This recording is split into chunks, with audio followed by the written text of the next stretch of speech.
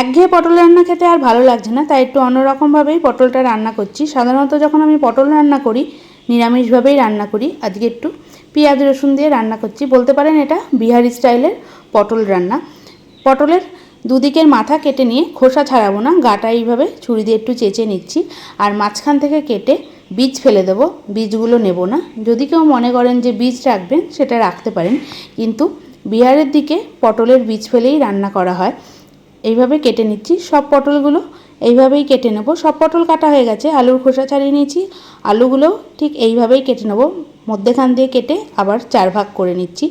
সব আলু আর পটল কাটার পর ভালো করে ধুয়ে নেব। এবার কড়াইয়ে সর্ষের তেল গরম করতে বসিয়ে দিয়েছি। তেল গরমও হয়ে গেছে। প্রথমে পটলগুলো দিয়ে মিডিয়াম আঁচে 3 থেকে 4 মিনিট মতো বেশ লাল করেই ভেজে নেব। পটল ভাজার সময় লবণ কিংবা হলুদ দেবো না, তাহলে তেলটা পুড়ে অনেকটা কালো হয়ে যাবে। পটলগুলো ভাজা প্রায় হয়ে এসছে, এবার তেল থেকে তুলে নিচ্ছি। ওই তেলের মধ্যেই দিয়ে দেবো কেটে রাখা আলুগুলো। আলুগুলো এমনভাবে ভাজতে হবে যাতে ভাজতে ভাজতেই হাফ সিদ্ধ হয়ে যায়। আলু ভাজার সময় লবণ হলুদ দিচ্ছি না, পটল ভাজার সময় যেমন দিইনি আলু ভাজার সময়ও দিচ্ছি না। আলুগুলো আস্তে আস্তে লাল হতে শুরু করে দিয়েছে, হাফ সিদ্ধ হয়েও গেছে। এবার তেল থেকে তুলে নিচ্ছি। ওই তেলের মধ্যে দিয়ে দিলাম গোটা জিরে, তেজপাতা আর শুকনো লঙ্কা। কিছুক্ষণ ভাজার পর এর মধ্যে দিয়ে দেবো চপ করে রাখা পেঁয়াজ। এখানে মিডিয়াম সাইজের 2টো পেঁয়াজ দিয়েছি। পেঁয়াজটা দিয়ে হালকা লাল করে ভেজে নিচ্ছি, খুব একটা লাল করে ভাজবো না। চাইলে এর মধ্যে আধ বাটা করেও পেঁয়াজটা দেওয়া যেতে পারে। আস্তে আস্তে পেঁয়াজটা হালকা লাল করে ভাজা হয়ে এসছে। এবার এর মধ্যে দিয়ে দেবো একটা বড় সাইজের টমেটো কুচি। টমেটো কুচি দিয়ে কিছুক্ষণ মতো নাড়াচাড়া করে এর মধ্যে দিয়ে দিচ্ছি স্বাদ অনুযায়ী লবণ, যাতে টমেটোটা তাড়াতাড়ি গলে যায়। আস্তে আস্তে টমেটোটা গলতে শুরু করে দিয়েছে। এবার বাদবাকি মশলাগুলো দিয়ে দেবো। দিয়ে দিচ্ছি 1 চামচ আদা বাটা, 1 চামচ রসুন বাটা। আদা বাটা রসুন বাটা দিয়ে কিছুক্ষণ মতো কষিয়ে এক এক করে সব মশলা দেব।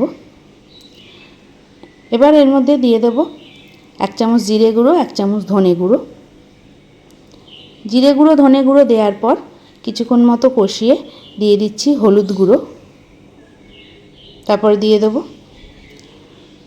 লঙ্কার গুঁড়ো স্বাদ অনুযায়ী, আর দিয়ে দেবো 1 চামচ কাশ্মীরি লঙ্কার গুঁড়ো। দিয়ে বেশ খানিকক্ষণ মতো কষিয়ে নিচ্ছি।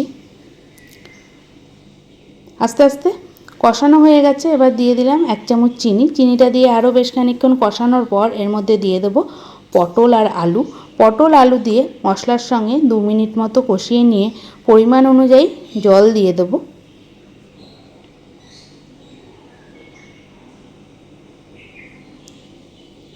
এবার আস্তে আস্তে ফুটতে দিচ্ছি। ফুটতে শুরু করে দিয়েছে। গ্যাস সিম করে ঢাকনা দিয়ে ঢেকে প্রায় 4 থেকে 5 মিনিট মতো রান্না করব।